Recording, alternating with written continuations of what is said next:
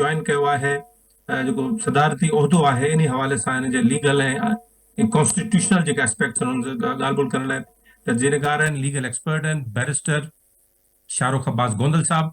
गोंदल साहब, thank you very much, आपने join किया।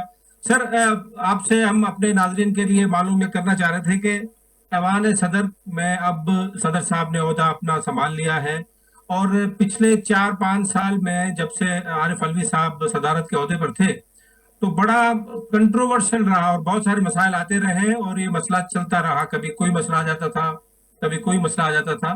तो ऐवान सदर का जो किरदार है आईनी तौर पर वो तो बड़ा वाज़े है, तो उसमें इतनी एम्बिग्युइटी क्यों आ जाती है? आपकी राय क्या है इस पर? देखिए जी, किसी भी फेडरेशन को काम करने के लिए जो पहली चीज जरूरी है वो ये है कि कोई भी सारे फेडरल अदारे आपस में मिलजुल कर काम करे, कोऑपरेट करे एक दूसरे के साथ। तो सदारती होता तो वैसे भी एक समझ लें कि सदर की हैसियत एक फादर की होती है कॉन्स्टिट्यूशन में, has to be in a proper relationship with all institution. तो अनफॉर्चुनेटली पिछले 2-2.5 साल से जो सदर साहब की तरफ से जो माहौल रहा है उससे फेडरेशन को काम करने में बड़ा मसला हुआ है और इससे हमारी इंटरनेशनल लेवल पर काफी सबकी हुई थी। बट अब जब के एक बड़ी हारमोनियस गवर्नमेंट आ चुकी है और हमारे साथ बड़े एक्सपीरियंस जरदारी साहब ऑलरेडी इस जगह पर आ चुके हैं, मंजे हुए सियासतदान है, उन्होंने ऑलरेडी एक टर्नओवर सदरशिप का निकाला हुआ है। तो I am sure this will be a very perfect scenario for Pakistan. मतलब साहब, वैसे जरदारी साहब तो चले सियासी आदमी हैं, वो बड़े अच्छे तरीके से सबको साथ लेके चलते हैं और उनको रिकंसिलिएशन का, मुफाहमत का बादशाह भी कहा जाता है। तो आप समझते हैं कि ऐवान सदर का जो ओहदा है वो सिर्फ उसके आईनी और कानूनी जरूरियात नहीं है, लेकिन ये उसमें उसका सियासी जो रोल है वो बड़ा अहम है। ये सदर जरदारी साहब ने अपने टेन्योर में साबित भी किया। तो आप क्या समझते हैं?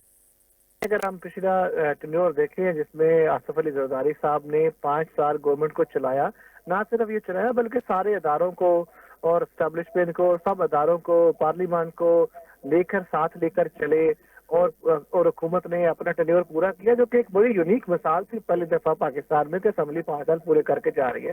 तो मेरे हिसाब से तो ये एक बड़ी ही मुस्बत डेवलपमेंट है और इंस्टीट्यूशन का आपस में कोऑर्डिनेट करना, कोऑर्डिनेशन लेके चलना वैसे भी बड़ा जरूरी होता है, क्योंकि अगर इदारे में से स्पेसिफिकली अगर हर चीज में देखें ना आप, सदर अगर हर बिल को वापस भेजता रहेगा तो हम तो कानून साजी नहीं कर सकेंगे, और अगर बेशक कानून साजी नहीं होगी तो कोई भी पॉलिसी उसका फायदा आवाम तक नहीं पहुंच सकेगा। तो ये सारी चीजें सामने रखते हुए हमें लगता है कि ये एक बड़ी अच्छी डेवलपमेंट है पाकिस्तान के लिए इन मरूजी हालात में। अब जबकि हमें इकानमी के ऊपर फोकस करना है और चीजों को ठीक करना है, तो पार्लियामान और ऐवान सदर का मिलकर काम करना बड़ा जरूरी है। गोंदल साहब, इसमें एक और बात बड़ी अहम है कि देखा जाए तो कहा जाता है कि गवर्नर जो और सदूर जो होते हैं उनका सियासी ओहदा नहीं होना, सियासी किरदार नहीं होना चाहिए। लेकिन हमने देखा है कि सियासी जो उसका किरदार है वो जरा प्रोडक्टिव ज्यादा होता है। मैं दोबारा बात रेफर कर रहा हूँ आसिफ अली जरदारी साहब के उस टेन्योर में, जब उन्होंने ज़ाहिर सियासी सदर थे, पार्टी एक सरबराह थे, उन्होंने बेहतर परफॉर्म किया। तो बजाय इस इंप्रेशन को अब खत्म कर देना चाहिए कि कोई सदर का ओहदा सियासी नहीं होना चाहिए। जी बिल्कुल, देखें इस इंप्रेशन की अब इसलिए भी जरूरत नहीं रही क्योंकि अब आप ये देखिए कि जब फेडरेशन में एक अब हमारे पास हंग पार्लियामेंट है और इस हंग पार्लियामेंट की वर्किंग के लिए जो मेन पिवटल किरदार है वो बहरहाल पीपल्स पार्टी का ही है इस वक्त। और इस सारी सिचुएशन में जब सदर साहब भी पीपल्स पार्टी से है तो लामहल्ला तौर पर चीजें जो हैं वो एक दूसरे से कनेक्शन तो रहती हैं। फिर पाकिस्तान में किसी को भी कहना कोई अदारा गैर सियासी हो जाए वो पॉसिबल नहीं है, लेकिन हर एक को अपने रोल को और अपनी डोमेन को समझकर उसके अंदर अपने डोमेन के अंदर उस तरह परफॉर्म करना है कि फेडरेशन को फायदा हो, तभी ही चीजें जो है आगे बेहतरी की तरफ जा सकेंगी।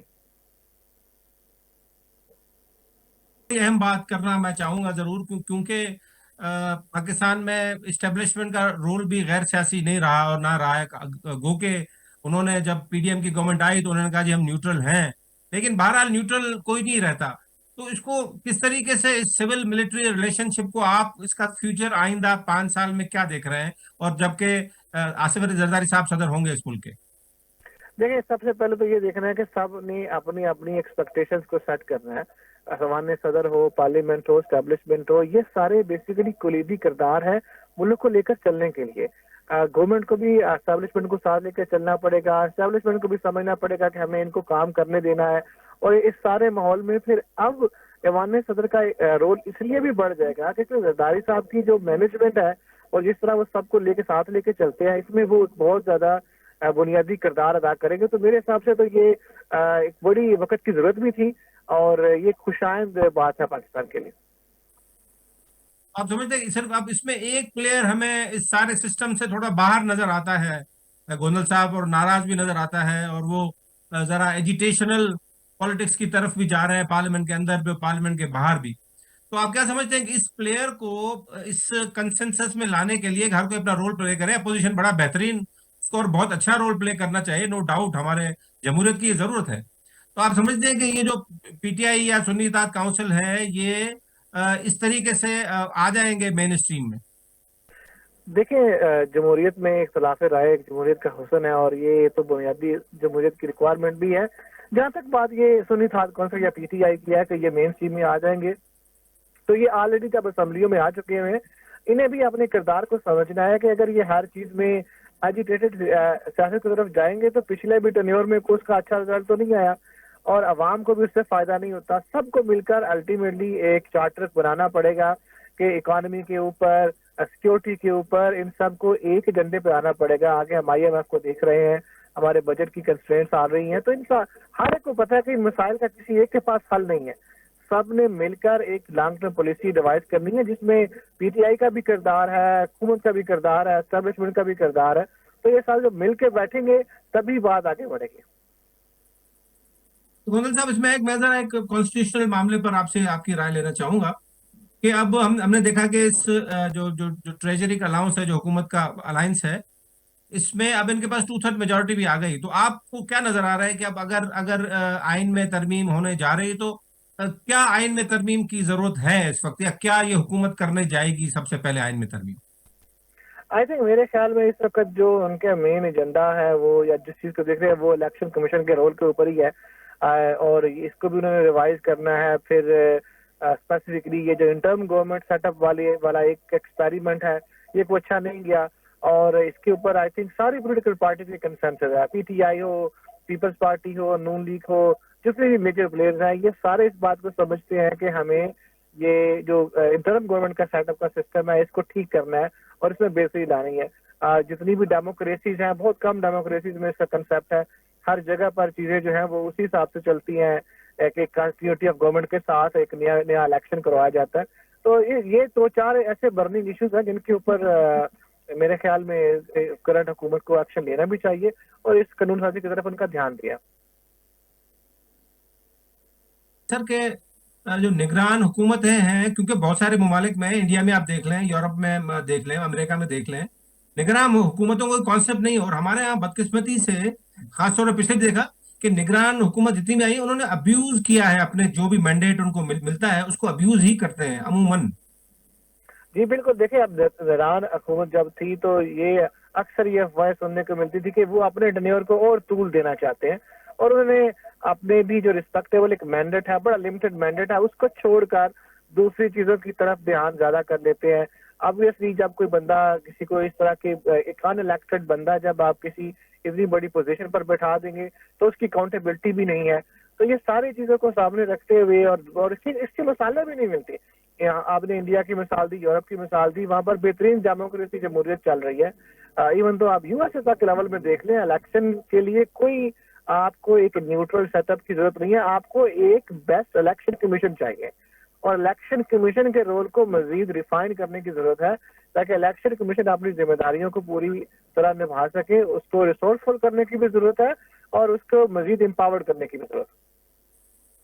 میرے صاحب آپ سے آخری سوال، کیونکہ یہ ہم سندھ کے جو اب ناظرین آپ کو بھی دیکھ رہے ہیں، یہاں پر ہم لوگ سندھ کے لوگ بڑے ٹچی ہیں 18ویں ترمیم کے حوالے سے، اور صوبائی خود مختاری، میکزیمم صوبائی خود مختاری کی صوبے بات کرتے ہیں اور چھوٹے صوبوں سے زیادہ بات آتی ہے کہ میکزیمم صوبائی خود مختاری دی جائے. اور 18ویں ترمیم نے پارٹلی اس کو کور کیا، لیکن پھر یہ نگران حکومت میں آپ کو یاد ہوگا کہ باتیں آتی رہیں کہ 18ویں ترمیم کو رول بیک کسی طریقے سے کیا جائے، اور یہ کچھ جماعتوں کے ایجنڈا میں بھی شامل ہے بات.